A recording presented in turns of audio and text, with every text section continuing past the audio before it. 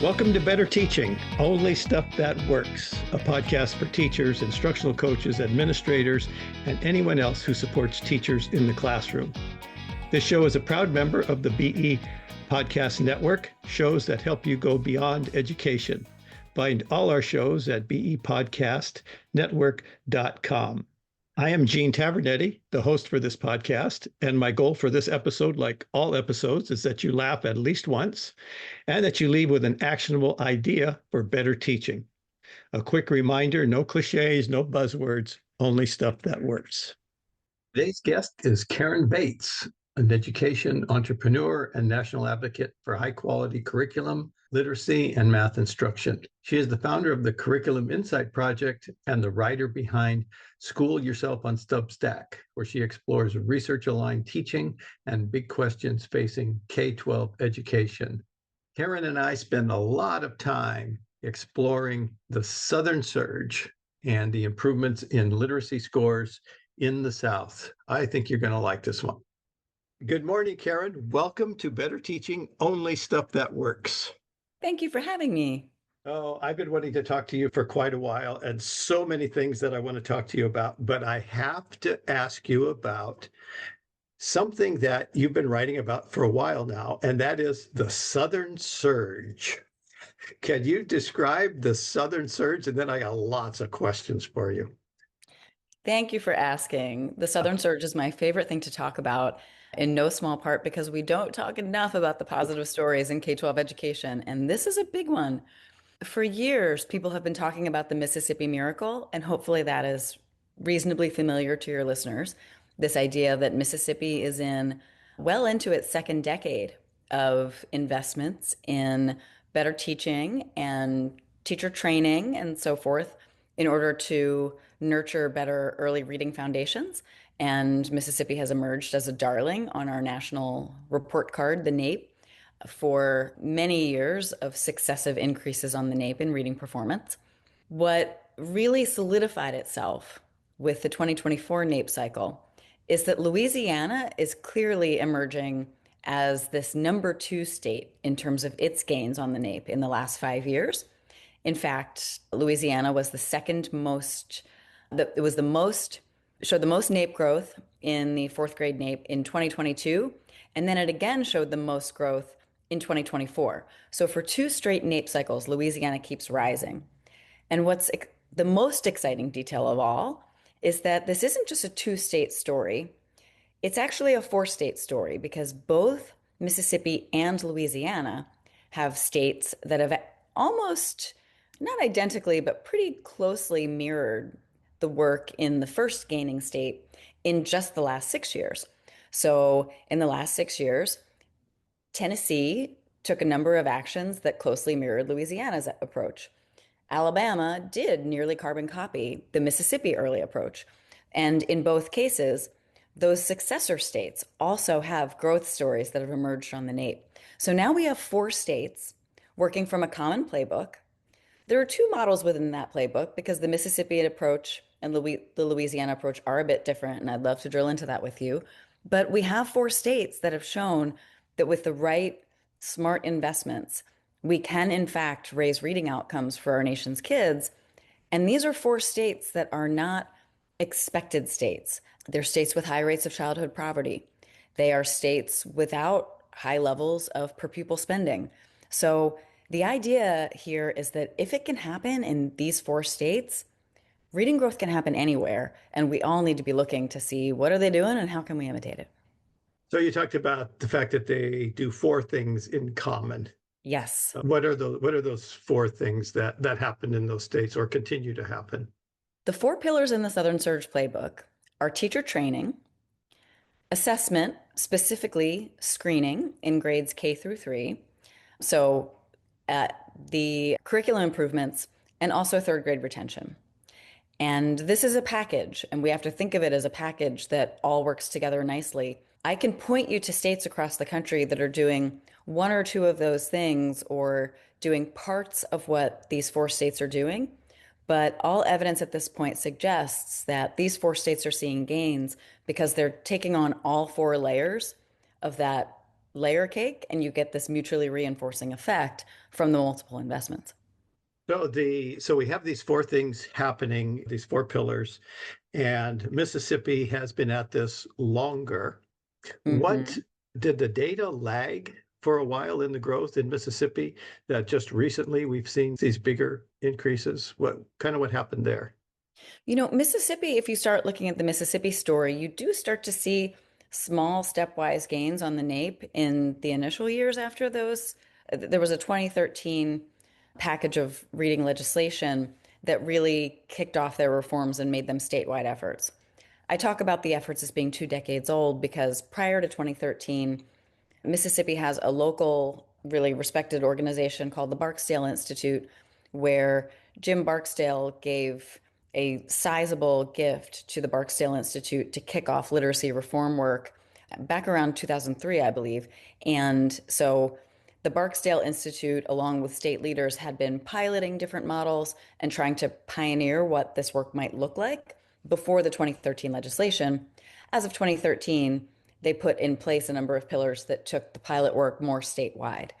But yes, indeed, Mississippi did see some of those early gains, but Mississippi's work at first really focused on the bottom 20% of schools. So when they passed the 2013 reading legislation, one thing that was mandated by that legislation was screening in K3. All schools had to do screening 3 times a year using a state approved screener. So that's an example of something that happens statewide. But their biggest investments were reserved for the bottom 20% of schools. With teacher training, they mandated letters training and subsidized letters training for all teachers in the bottom 20% of districts by performance. And they sent state coaches into the bottom 20% of districts by performance. So a really well trained state coach would come 2 to 3 days a week to support the literacy work happening locally. As you'd expect, that investment in the bottom 20% of schools was not going to produce statewide gains, for some time, but they saw a really interesting effect around the training when the bottom 20% of schools suddenly started having stronger performance based on these investments. Suddenly, the districts down the road were calling up the state and saying, hey, how can we get that training for our teachers?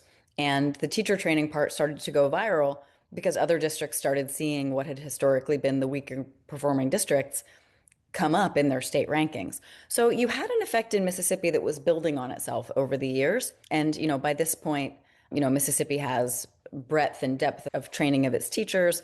Mississippi layered on, as of 2019, some really intentional curriculum reforms to try to encourage knowledge building curriculum. So certainly the additional investments would have been expected to keep accelerating that growth. But it's really only been the last few years that the last few NAEP cycles, that Mississippi is so abundantly clearly growing faster than the average state that it really compels our attention. And if you're me, I personally believe that we should be, quintuply compelled by the fact that we have these other states. And this is no longer a one state outlier story. This is a story of a replicable model that should be coming to your state wherever you are. So, so if we talk about this incremental growth that happened in Mississippi based on all the things you just discussed, the state coaches and coming into the lowest performing districts, how was that similar or different to the other states? Were they doing anything at that time as well, or did it come later? So I'm going to talk for a second about the Louisiana Tennessee model because it's worth doing that contrast. I think to most directly answer your question, because when you're saying other states, I think you mean all 50 other states, right? No, I'm talking about our Southern surge. All right, so let's just keep going Okay, with the okay, Southern Surge. okay. So Alabama did pretty closely carbon copy what Mississippi did, and they're only in their first 6 years. So Alabama has gone ahead with the retention, the screening, the training, and Alabama also has a, recommended curricula for foundational skills that really is their effort to raise the curriculum bar. But even in Alabama, they haven't yet gotten to knowledge building curriculum. So it does take time, and these reforms do, unfold in layers. But Louisiana took a rather different approach, and it's worth talking about that as a distinct model, even if it did touch on the same four pillars. Louisiana's story starts back in 2013 with the Common Core, effectively. So as 2012 as the Common Core is adopted. And Louisiana leaders recognized that this was a unique opportunity to influence instructional improvements. And Louisiana was also at the very bottom of the nation on performance. So they had good, good motivators to say, all right, we need some change here. And the leadership in Louisiana was also influenced by, not just the Common Core shifts, but also the work of E.D. Hirsch and others who've helped to raise awareness of the importance of background knowledge to a student's ability to comprehend what they read. So Louisiana said, we are going to make knowledge building English language arts curriculum our statewide norm. That is going to be our focus in this work. So in the beginning, they created a state curriculum evaluation effort that predated Ed Reports. This was before Ed Reports even existed. Louisiana was getting its educators together to evaluate curricula and to make it abundantly clear what the best programs were in the state and to incentivize their use. So they had multiple incentives to encourage this work. Not least of all, they were it made it much easier to see if a district was using a curriculum that the state considered subpar. But they also created state contracts to say you can skip procurement and just sign on to our negotiated state contract if you use one of these programs. They got teacher teams together, and under the leadership of Whitney Wielden, they built their own curriculum called the Louisiana Guidebooks, which was an incredibly affordable and very teacher friendly knowledge building ELA curriculum, which is still one of the top 3 used in Louisiana. And they streamlined a lot of state procurement systems in a way that further incentivized the use of these materials. They also created a mentor program where districts had their strongest teachers apply in to be mentors for this work with knowledge building curricula. And the state hosted state trainings for those mentors. And then those mentors went back into districts and served as local coaches on the curriculum implementation work. So you had this whole body of efforts done, between 10 and 12 years ago to really, as Louisiana put it, make the good choice the easy choice. And so Louisiana set the table with its curriculum reform. In the last 5 or so years, since 2021, Louisiana has added legislation in the science of reading era that added screening, added third grade retention, and also added a teacher training effort. And I have no doubt that those investments in the last 5 years have helped to accelerate the pace of growth. But really, for Louisiana to have shown up in 2022 with growth on the NAEP cycle and significant growth, we were really looking at the payoff of the first chapter of curriculum-led reforms, and good for Louisiana for continuing that steamrolling with some of those additional reforms. Tennessee's work, by the way, looks really similar to Louisiana's, but in a more compressed period. In Tennessee, it was their 2020 or so, 2019 and 2020, that they were doing a lot of that curriculum-centered reform work, mandating use of curriculum off a strong state list, getting district leaders together in state convenings to be comparing notes on high-quality programs, amplifying the stories of early adopters of really strong programs, and so on. So Tennessee, again, led with curriculum reform. And in the handful of years that followed, they added on that screening, a really great homegrown Reading 360 teacher training, where they trained more than 90% of Tennessee elementary teachers in the space of 2 summers in a very well-designed training. And then also that third grade retention, which came as a lagging reform. So you've got these 2 models. You have more coaching and teacher training and third grade retention led. And then you have the Louisiana and Tennessee model, more curriculum led with other reforms that followed. So in both of these instances, we have the curriculum, you have the knowledge building curriculum, but you also, in addition to that, the foundational skills curricula as well that needed to Indeed. be selected. So it's Indeed. not just And I not think just it's fair to say Mississippi definitely leaned on the foundational skills aspect of this. It was only as of 2019 that Mississippi began encouraging this use of knowledge building curricula, and it took some years for the knowledge building curricula to start to make some inroads within Mississippi.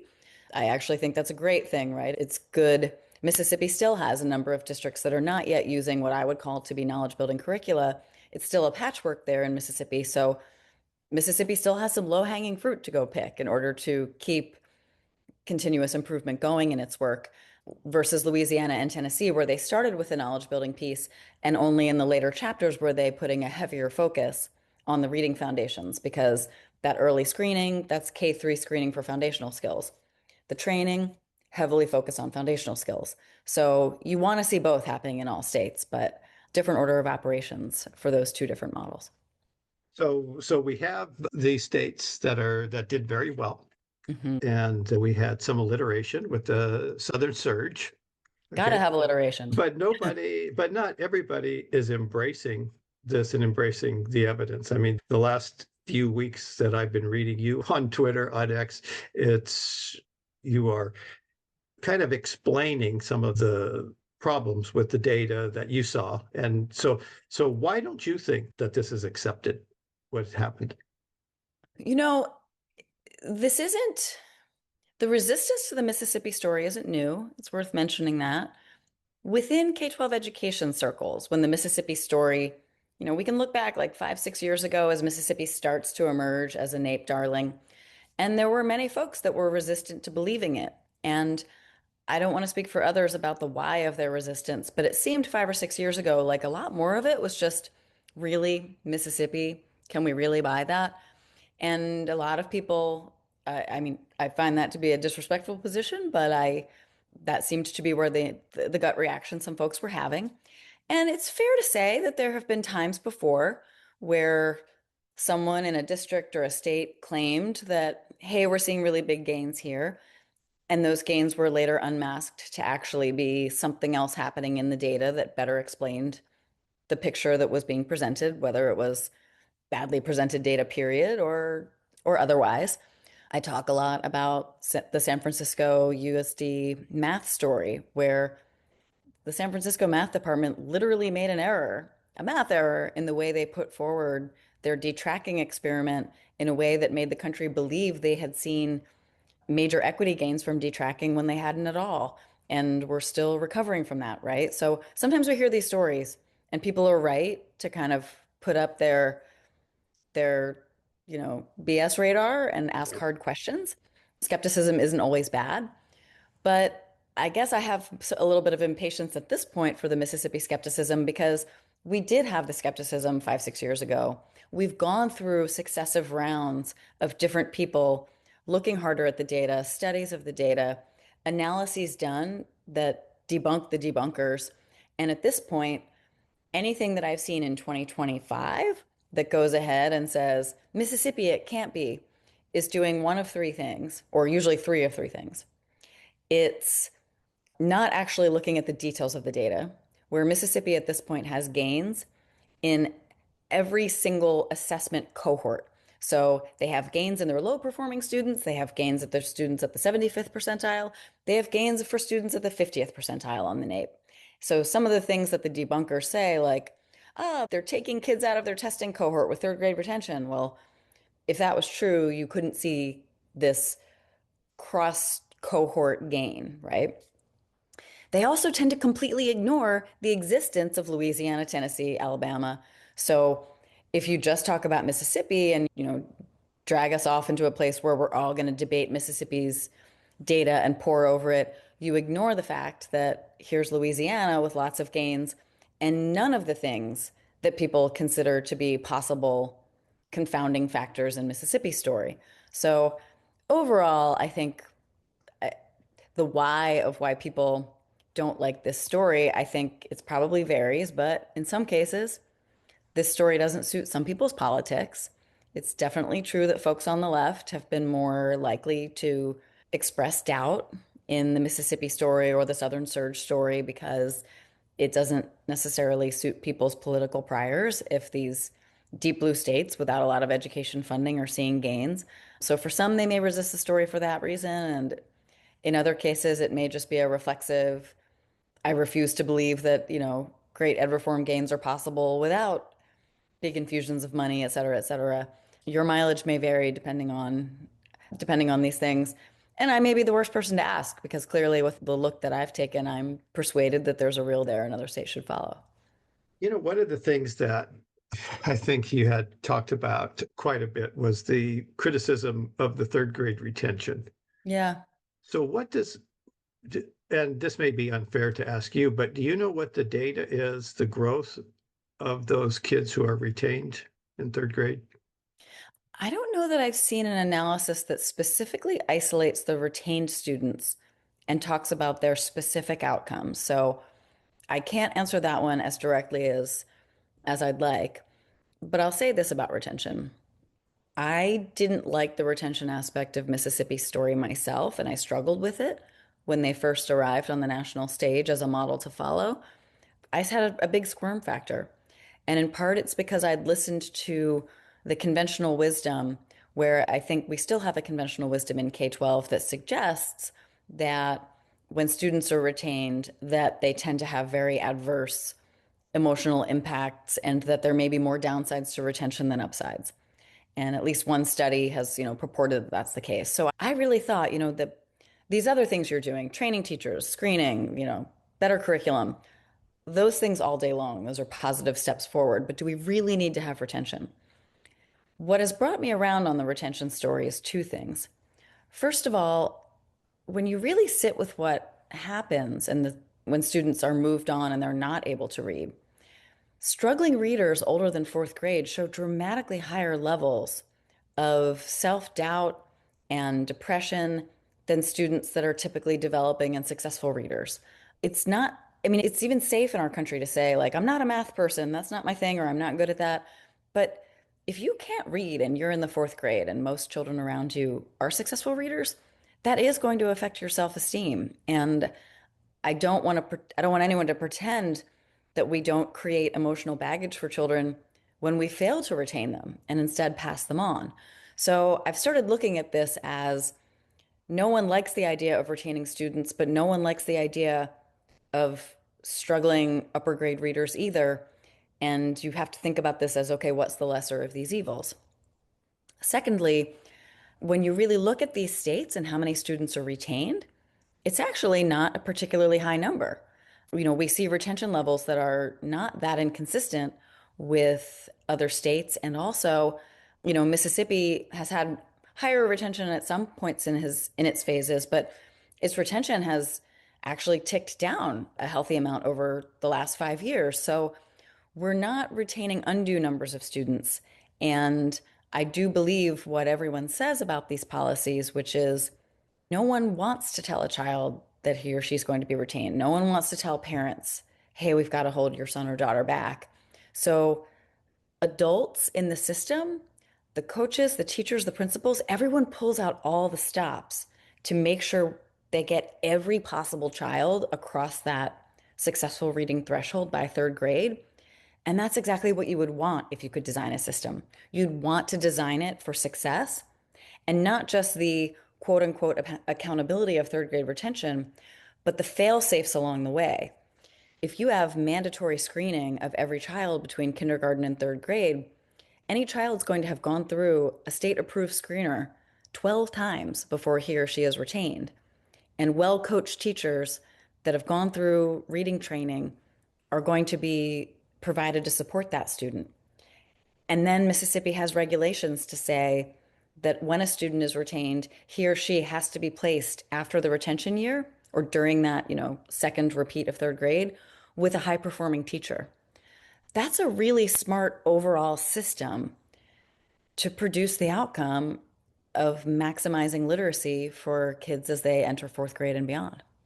I am one of those folks who is not a big fan of the retention. And I agree with everything you said about the issues when the kids can't read. Yeah. But we've created, when you listen to, the successful districts, like I can't remember the name of the district in the second season of Sold a Story when they talked about, what they did and the idea of homogeneous groupings, that regardless of grade level, that we have created this artificial barrier at third grade. And I guess I would have some questions like, is the only area in which they're not performing at grade level? The other thing is that there's so much, there's a lot of developmental things between 8 and 9 and between 8 and 10 that we see kids catch up. So to me, without having a lot of questions answered, a blunt instrument to do it when it may be a sliver of problems in their reading. And the other thing that it just kind of, that they will be placed with a highly qualified teacher. If I was a parent and that's what I was told, I said, well, what happened the last 4 years? Why now? So I am not, the heart's in the right place, but I just have some detail questions about that. And I think it will be interesting. The retention part of these policies is the one that I think the most people furrow their brow about. And I am anticipating that we're going to start to see some states go to imitate the Southern surge or follow the leaders without implementing the retention policy. In particular, right now, Massachusetts is a state to watch because there's a bill in Massachusetts that has passed the House unanimously and is likely to be voted on somewhere in the next 4 to 6 weeks, if I get my story right from locals, that would really push for curriculum improvement in schools and give the state new powers to mandate that districts use a curriculum that's of high quality and would also advance teacher training efforts. But I see nothing on the ground in Massachusetts to be pushing third grade retention. So we may start to have states that are taking an alternate path and doing all the layers of the layer cake besides retention, and we'll have an opportunity to compare across systems.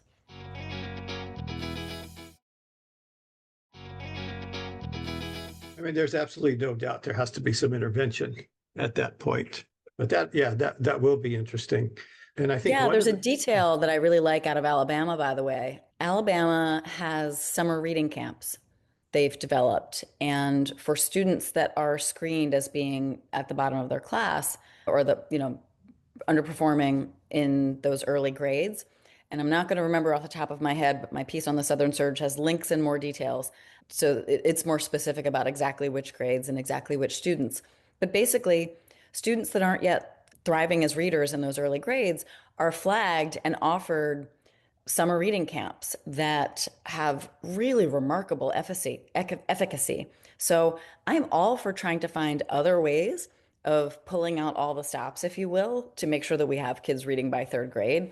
Many of these states have added on tutoring. I love seeing smart tutoring investments happening in parallel with the other reforms. As far as I'm concerned, though, this idea of do all the things you can possibly do to get kids reading by the time they move on to fourth grade, where across content areas, the curriculum's assuming you've got proficient readers. That feels like something we all can rally around, even if Yes. reasonable people can disagree about some of the specifics.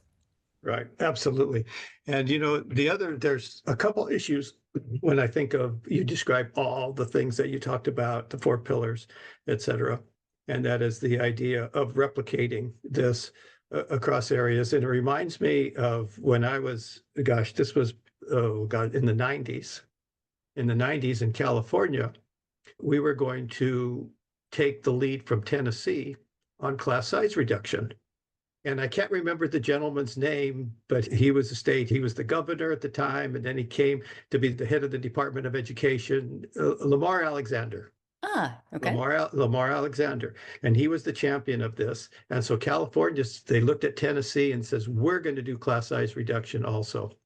So in California, they said, okay, we are going to have 20 kids, maybe possibly up to 25. And then you took a look at what Tennessee had done, 15. They had done 15 kids. So this idea, well, we would like to do that, but we can't for any reason. And so you didn't say it this way, but they get sloppy in actually doing the replicating. And so it'll be interesting. You talked about Massachusetts. Do you know any other states where they're looking at this? Sloppy replicating is not a bad segue to talking about the other 46 states. And I guess I should say 45 states because I'm a big admirer of the work that has happened in Massachusetts so far. Although Massachusetts has not turned up with a lot of strong performance on the NAEP, and Massachusetts has struggled in recent years with reading performance on its state assessments as well. So we have plenty of evidence to actually show us why Massachusetts should be pushing this next bill and this next layer of reforms to, get itself back on track. But I do admire the efforts that the state leaders have made to date. For example, on curriculum reform, Massachusetts had a super creative incentive that they ran a couple years in a row where they basically said, we've got a big grant program. You will be eligible for grants to replace your curriculum and to invest in curriculum aligned professional development, which is always recommended when you adopt a new, more rigorous, high quality curriculum, that you're getting in there with not just the, spray and pray PD at the beginning of the year to show you where the table of contents are, but that there's really ongoing coaching and nurturing and PLC time to help school teams be successful with more rigorous materials.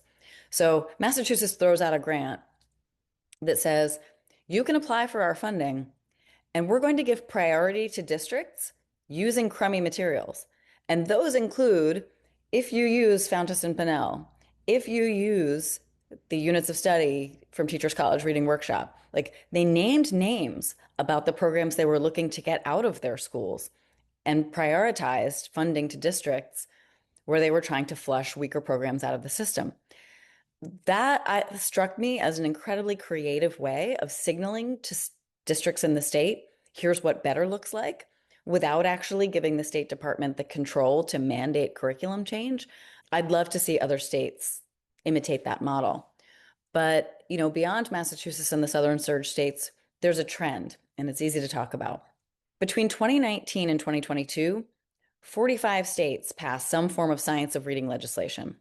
This has been an unprecedented era of reading legislation, and additional states have followed with both more legislation and more policy changes since 2022. So at this point, every single one of the 50 states has made, whether legislative or sort of regulatory, if you will, out of their Department of Education, we're 50 for 50 on science of reading reforms. No state is doing nothing, but we only have 4 Southern Surge states. So how do we explain that dichotomy? I'll honor 2 things here because I do think we're going to see more states, if they stay the course on these reforms, start to see some gains in the years to come. I want to honor the fact that the work in Louisiana and Tennessee is, 12, 13 years old for Louisiana. It's it's coming up on 2 decades old in Mississippi if we include the Barksdale era before the reading legislation, but it's been 12 years since the big 2013 bill. So you do need some time for these reforms to start to permeate the system. And we're all coming out of the pandemic era, and schools, every state saw some wobbles in its performance around the pandemic, and we're still combating things from chronic absenteeism to, students coming through the system with learning losses and kindergartners who had to attend kindergarten in the pandemic hitting 3rd grade assessments. Like, it's going to be a little time before we can say that some of those pandemic effects are out of the system. So I don't rule out that we'll start to see more states come into their own who made investments 5 years ago under science of reading reforms, but it's time for us to start to see those investments come to maturity. However, the reason I'm not optimistic that we're going to see that in most places is that the average state's reform looks like a very watered down version of a few of the things that they did in Mississippi or Louisiana. So, for example, around training, you know, Mississippi mandated that training in the bottom 20% of schools and then subsidized training. And at this point, they crossed 80% of districts having teachers trained, some years ago. So they've really focused on making investment broad and deep. Tennessee, again, trained more than 90% of their teachers across 2 summers. They made a big push with a very job embedded, well designed training. A lot of states are just saying, hey, for training, here's some funding. And if you want to get your teachers trained, you can pick off a really long list of training, but nobody's even tracking how many teachers are trained. In my state, New York, this is uniquely disappointing. New York found funding for training, but then they gave the funding to the New York local regional associations to execute the training. And No one is putting out good reviews of this homegrown training that has happened out of these New York regional organizations. So I have no optimism for New York starting to see gains out of its science of reading reforms just on pure execution. So if there's one watchword that we have to talk about in the other states, it's really about the depth and the thoughtfulness of the implementation. The country is a bit littered with implementation failure at this point in time. Couple thoughts. One, again, it's almost analogous to the third grade example, and that is okay, we're going to have this legislation, teachers are going to get trained. Does the legislation include university programs to make changes in the universities? Because we seem at some point Yeah. the training shouldn't be necessary, that intensive, or at least we should have fewer going through the training every year. Can we say it more plainly? Like, it's ridiculous that districts have to do this effectively retraining of their teachers. I doubt that anyone is listening to your excellent podcast that is unaware of the fact that we have a major problem with teacher preparation in America, where at the university level, some of the flawed theories about how kids learn to read that came primarily out of the whole language camp, but without even putting labels on it, there's a lot of teaching that happens in our universities about how kids learn to read and or a massive gap in teaching about how kids learn to read that's and yet poor signals about learning sciences generally. That issue is just pervasive. And I hope folks have been following the NCTQ reports because NCTQ has been putting out reports for a lot of years looking at the syllabi at our teacher prep institutions. And it's clear that we have a number of organizations of universities that are just not getting on side with this science of reading and the info we desperately need to be giving teachers before they start. So I have not seen really good reporting. And I'm sorry to say that because you bring up a topic I'm curious about too. Haven't seen great reporting about which states have made more inroads with their educator prep programs. I know there's some variance there, and I know it's something that a lot of states have in their sight lines. But unfortunately, it's the hardest thing for us to tackle because in universities, there's academic freedom, and it's not easy for states to use the heavy hand of the state to mandate change. Well, I don't know how easy it is, but I know when I was going through a graduate program, or I was going to university, I was part of a cohort that was interviewed by the state licensing folks, our WASC, college accreditation. So I know they go through it as well. So I don't know why heavy hands can't be everywhere, especially in an area where the state is actually doing licensing. It seems the natural place to do it. One would think. Another thought that I have is, and it has to do with my experience. Of course, I have to go back to my experience. And I remember I was a new principal at a school, and I asked the vice principal who had been there for a long time. I said, "So how many of our kids, can read at the end of third grade?" He says, 100%. And I said, What do you mean 100%? Oh, well, he goes, let me back up. They can all decode. They can all decode. Some are better at comprehension than others. Yep. And I said, what are you doing? And they were using a direct instruction, whatever at that time, Yeah. I don't know what it was called. And so that was the commitment. They did it. Kids learned to read, and we didn't have the other issues. Now, I say that as context for my question is that it's great that we're seeing all this growth, but it seems to me that if a kid is entering kindergarten now with a group of teachers who've been trained, that we should have near 100% proficiency at the end of third grade. So there is a figure that circulates in science of reading circles that says that we should be able to get 95% of children reading successfully by the end of third grade.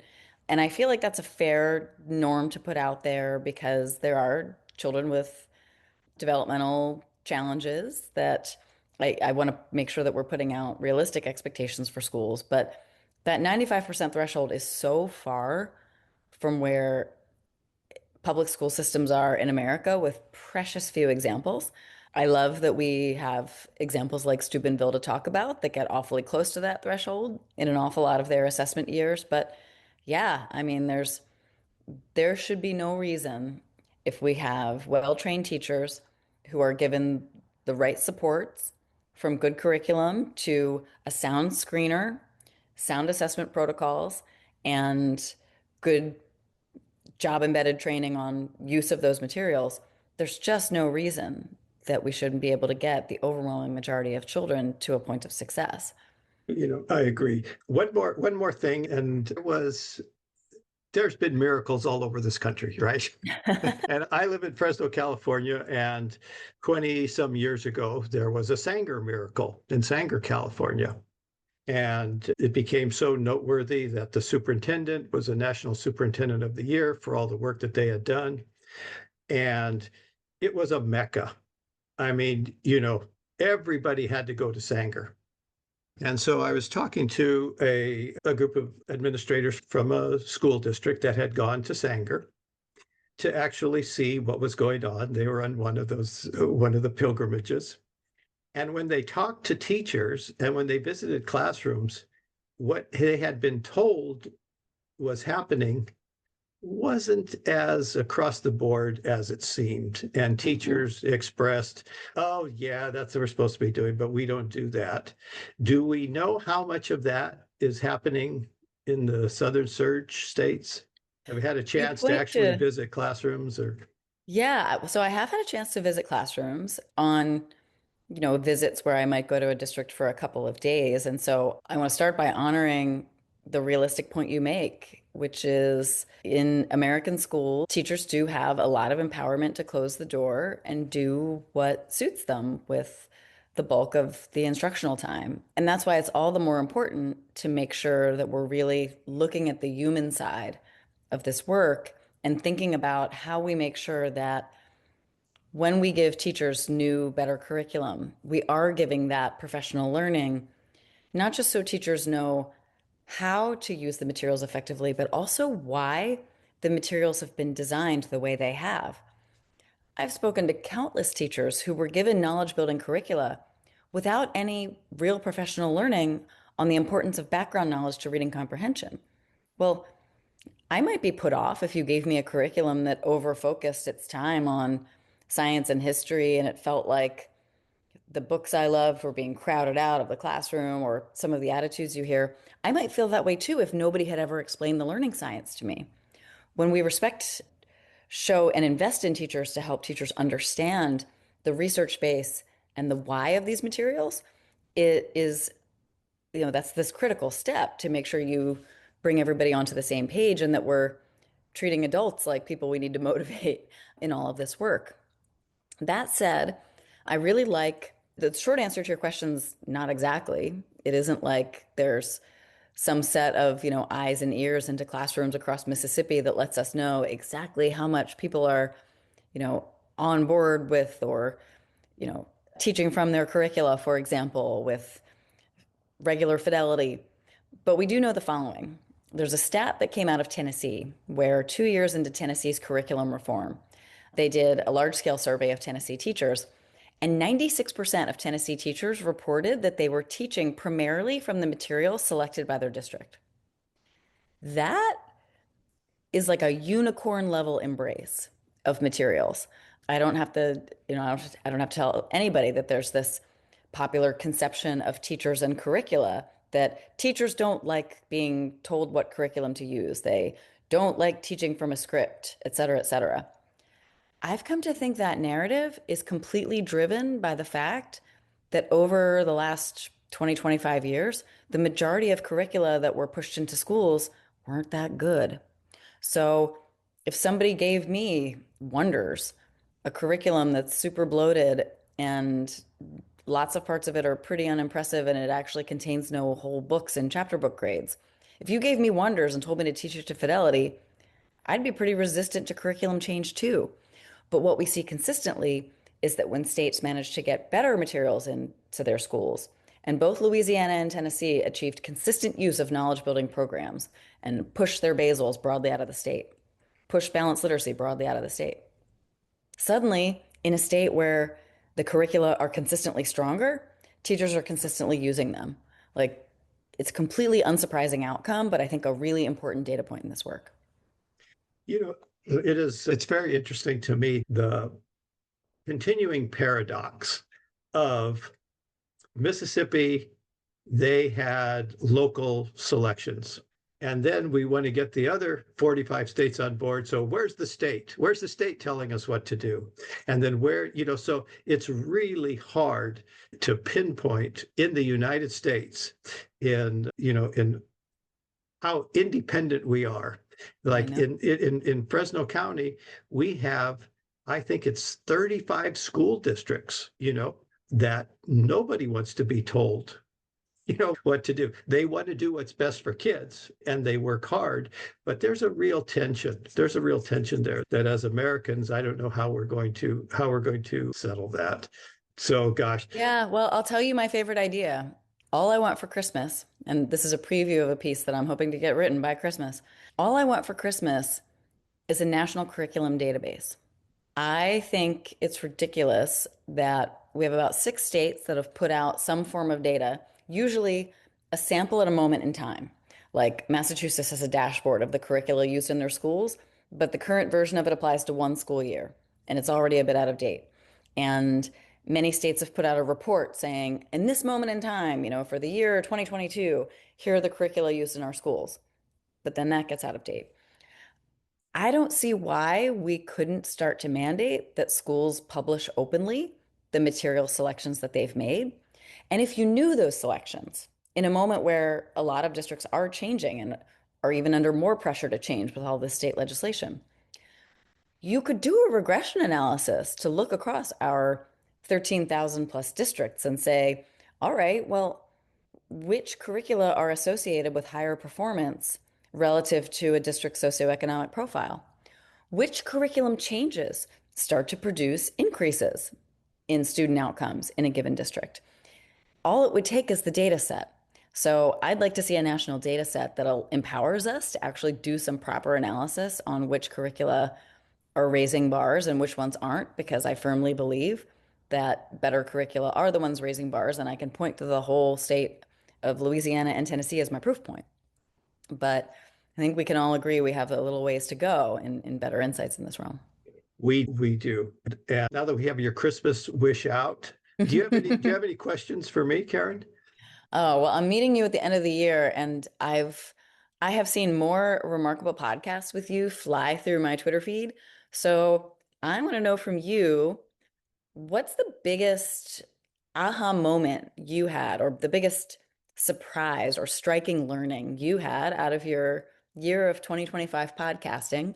And that will give me some good listening to go back to as we go into the holiday season. Well, I tell you, I've had recently, I just learned a lot about what to do with the kids that didn't make it by fourth grade.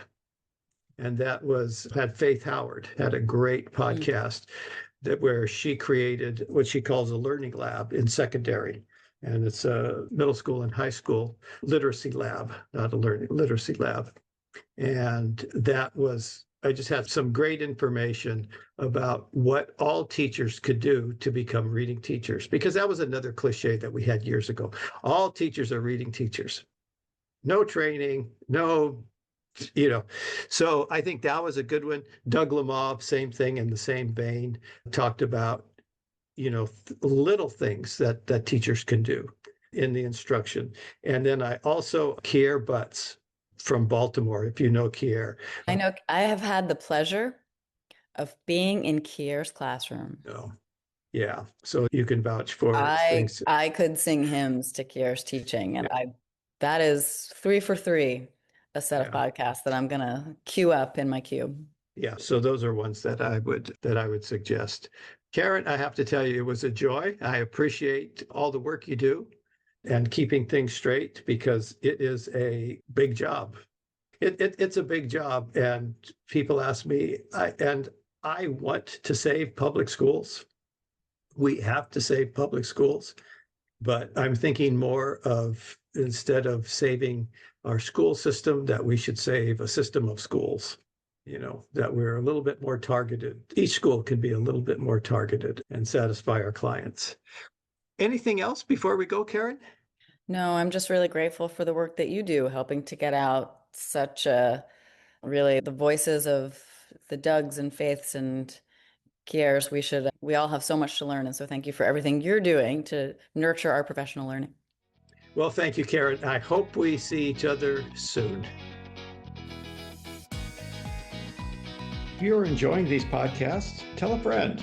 Also, please leave a 5-star rating on Apple Podcasts, Spotify, or wherever you listen. You can follow me on Blue Sky at gtavernetti, on Twitter, X, at gtavernetti, and you can learn more about me and the work I do at my website, tesscg.com. That's TESSCG.com, where you will also find information about ordering my books, Teach Fast, Focused Adaptable Structured Teaching, and maximizing the impact of coaching cycles.